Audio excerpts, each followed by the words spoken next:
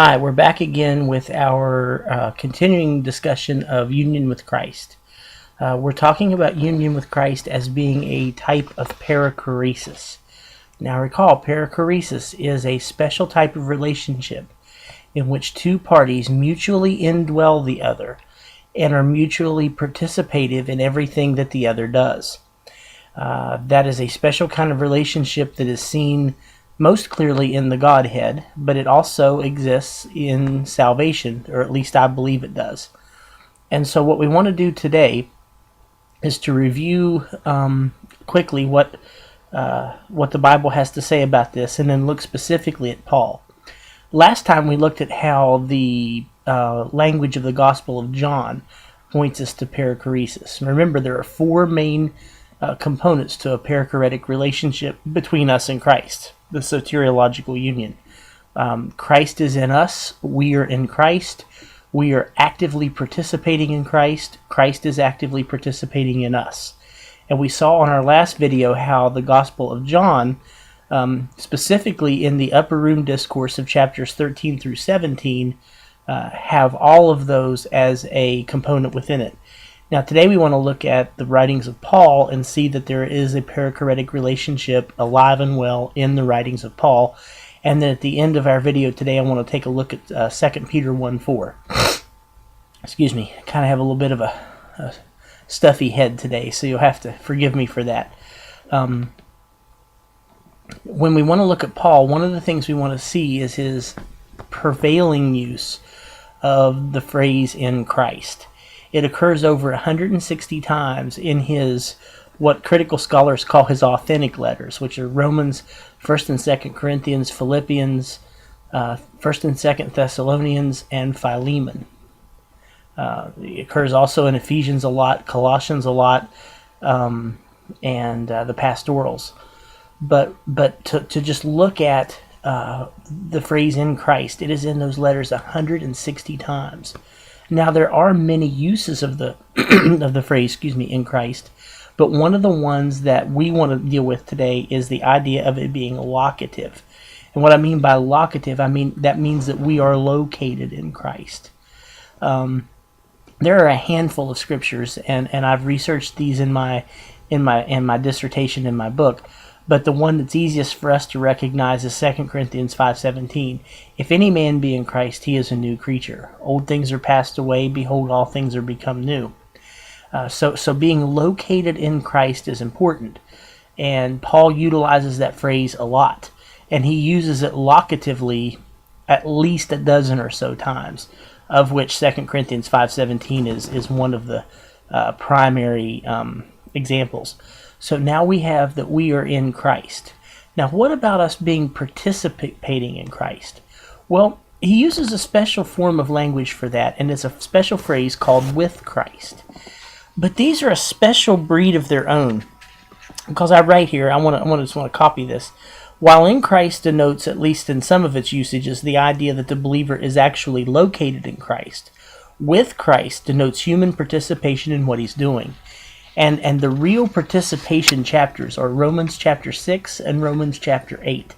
You see a lot of "with Christ" language right there. You see that we have died with Christ. We have been buried with him. We will be raised with him into newness of life. We will suffer with him. We will be glorified with him. And all of these with language is a neat Greek construction, because the "with" goes on to the verb. It's the Greek preposition "with" is syn, S-Y-N, where we get things like synergy and synthesis and things like that.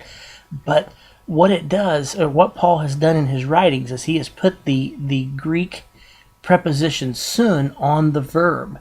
So what he really writes is that we have "with" died Christ, and we have "with" buried him, and we have "with" raised him, and we have "with" suffered him, and we will be "with" glorified him, which is a really cool construction, because what it does is it puts us together with him in the action, and because these things happened to him, then they, in a very real way, they happen with us.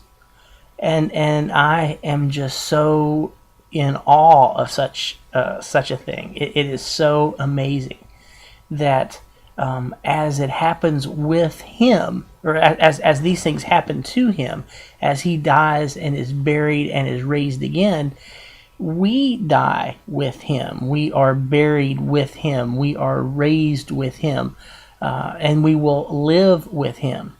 So his life becomes our life, a la Galatians 2:20, that famous verse that says, "It is no longer I who live, but Christ who lives in me." What a profound truth, in that we are participating in his actions. By being joined in him, we are now participants with him, which is really, really neat.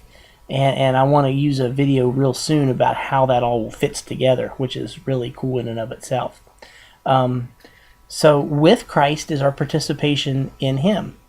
So that's half of the perichoretic formula. We've got in Christ and participating in Christ. Now, what about Christ in us and participation in us? Well, there is language in Paul that fits this too, the idea of Christ in you. Not only is Christ in us a static event of him just hanging around doing nothing, but he's busy in us by the Spirit, working in us to transform us, which is him participating in our world. Christ indwelling the believer through the Spirit is both active and static.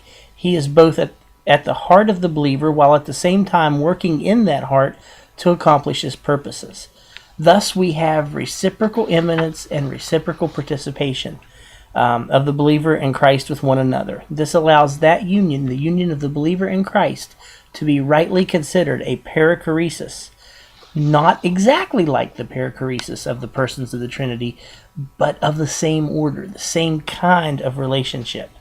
And that is so important, because as the Trinity is, he is replicating his life on this earth in believers, which is such a wonderful, wonderful concept. And that's something that we want to hold dearly to. So finally, for this video, I want to talk about 2 Peter 1:4, where it says that we are to be partakers of the divine nature. That's something that's been a difficult interpretation for Western interpreters. It just, you stop and think about it. It's the unthinkable. It's the undreamed, that we could actually be participants in the divine nature, that we could be participants in the life of the Trinity itself. That's just too big.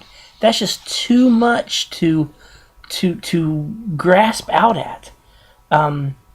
Most evangelical Christian commentators, the ones you see in the commentary series like Word or New International or Baker or any of the others, they see participation on purely moral grounds, rejecting any real ontological participation. We just agree with him morally. The Eastern Orthodox, on the other hand, make such a participation in the divine nature, or the energies of God, a common theme of liturgy and worship. So we really need to learn a lot from our Orthodox brethren on this. They have it right, and we need to remember that they have it right. So that's an introduction to Paul and his understanding of a perichoretic relationship.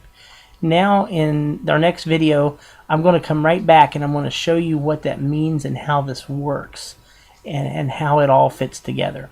So hang on, we'll be right back. Thank you for watching and have a great day. Bye.